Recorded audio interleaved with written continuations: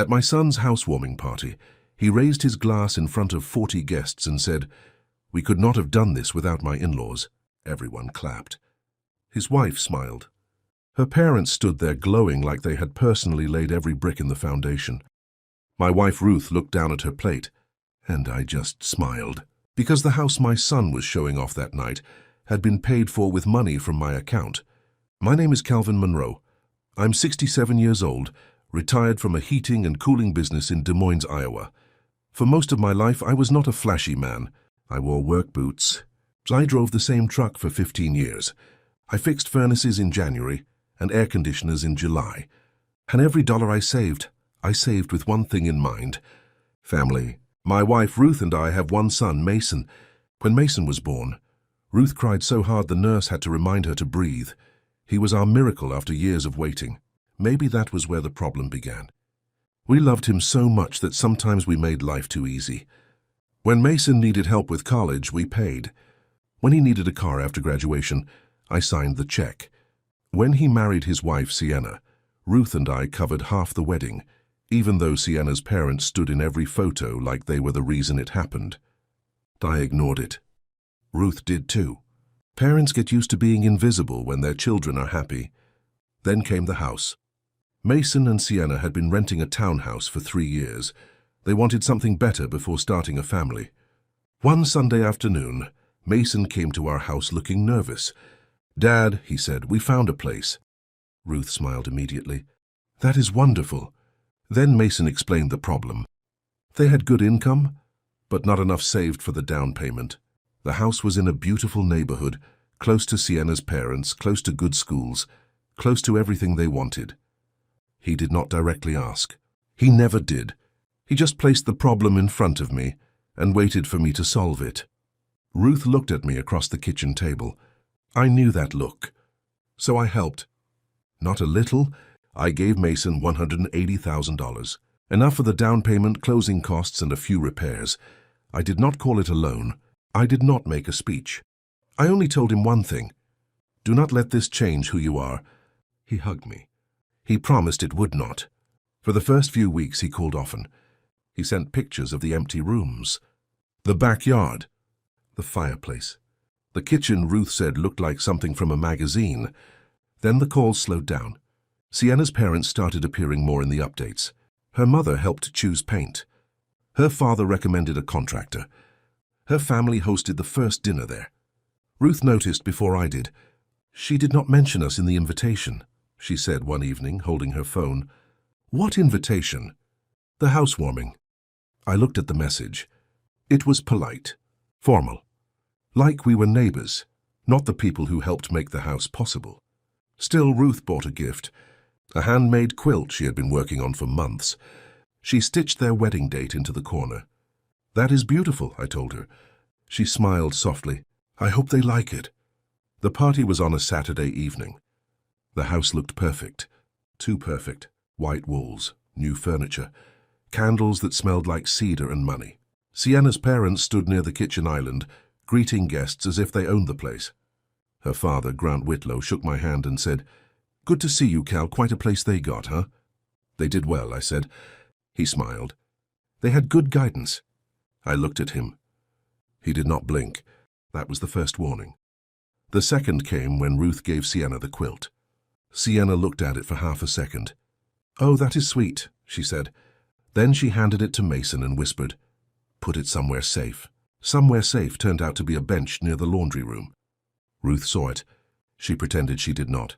That hurt me more than anything said out loud. Dinner started at 7. Guests filled the living room and dining area. Friends from Mason's work, Sienna's cousins, her parents' neighbors, people I had never met but who somehow seemed more comfortable in my son's home than I did. Then Mason stood with a glass of champagne. "I just want to say something," he said. The room quieted. He smiled at Sienna, then at her parents. "This house represents family," he said. "Support, guidance, belief, and honestly, we could not have done this without my in-laws." Applause filled the room. Sienna's mother wiped her eyes. Grant placed a hand over his heart. Ruth looked down, and Mason did not look at us once. Not once. I felt something inside me settle, not break. Settle. There is a difference. Breaking is emotional. Settling is final. I stood up quietly. Ruth looked at me. I took her hand. We are leaving, I said. She did not ask why. She just stood with me. Mason noticed us near the door. Dad, he called, you leaving already? I smiled. Yes, congratulations on the house. Then I walked out. No scene, no accusation, no ruined party. Just the sound of the front door closing behind the two people who had been erased from a story they had helped write. That night Ruth cried in the car, quietly. She tried to hide it by looking out the window. But after 43 years of marriage, I knew the sound of her trying not to break. He did not even mention you, she whispered. I corrected her gently. He did not mention us. When we got home, I went to my office. Ruth went upstairs. I opened the file marked Mason House. Inside were copies of every transfer, every email, every bank record, and one document Mason had signed without thinking much about it.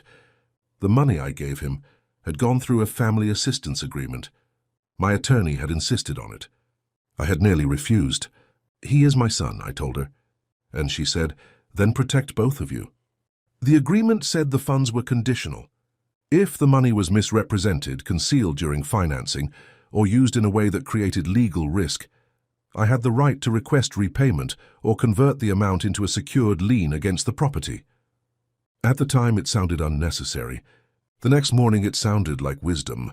I called my attorney at 8:05. Her name was Patricia Sloan. She answered because she had known me for 20 years and knew I never called on Sundays. I told her what happened. She listened quietly. Then she said, Calvin, there is something you should know. My stomach tightened. What? The lender called my office Friday to verify the source of the down payment.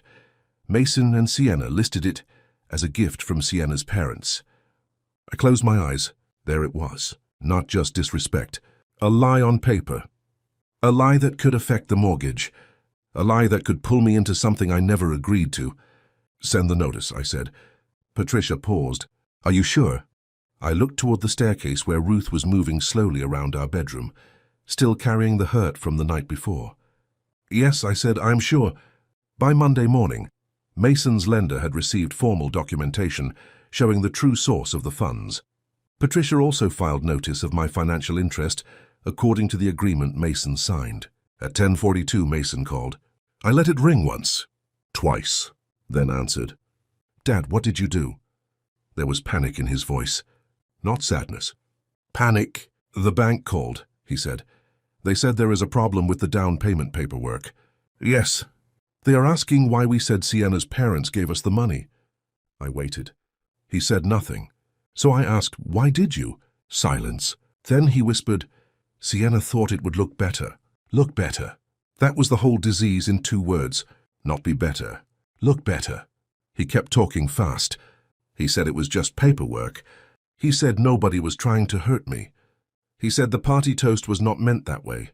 Then he said, Dad, please, this could mess up everything.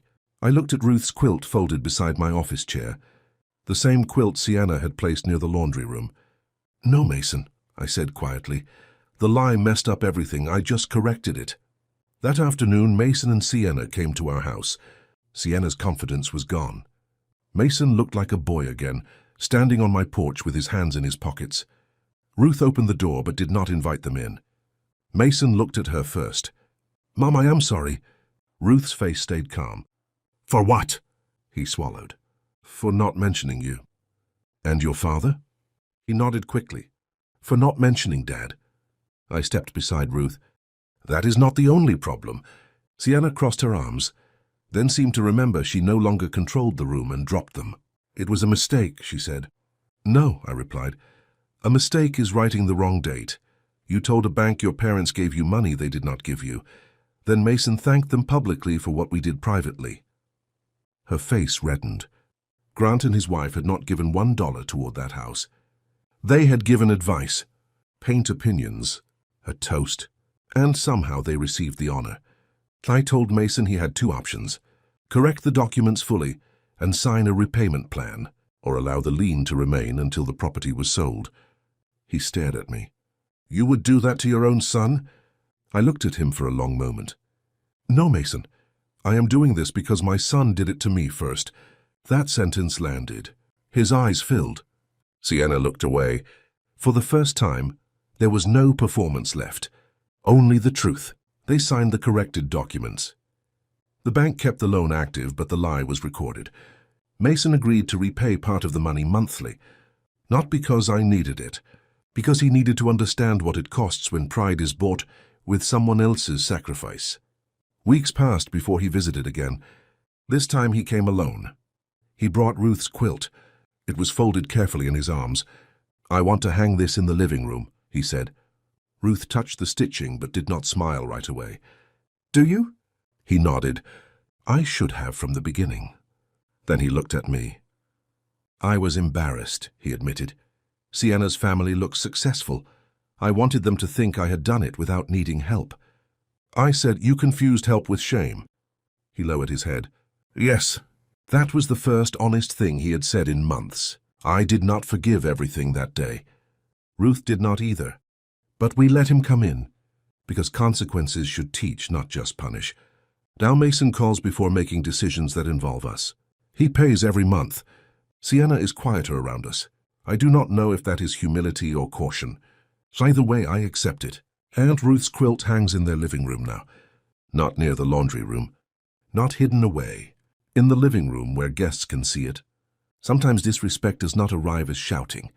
Sometimes it arrives as a toast, a room full of applause, a mother looking down at her plate, and a father realizing that if his sacrifice can be erased in public, then the truth can be restored in public too. My son thought gratitude was optional, because love had always been quiet. The next morning he learned that quiet love still keeps records.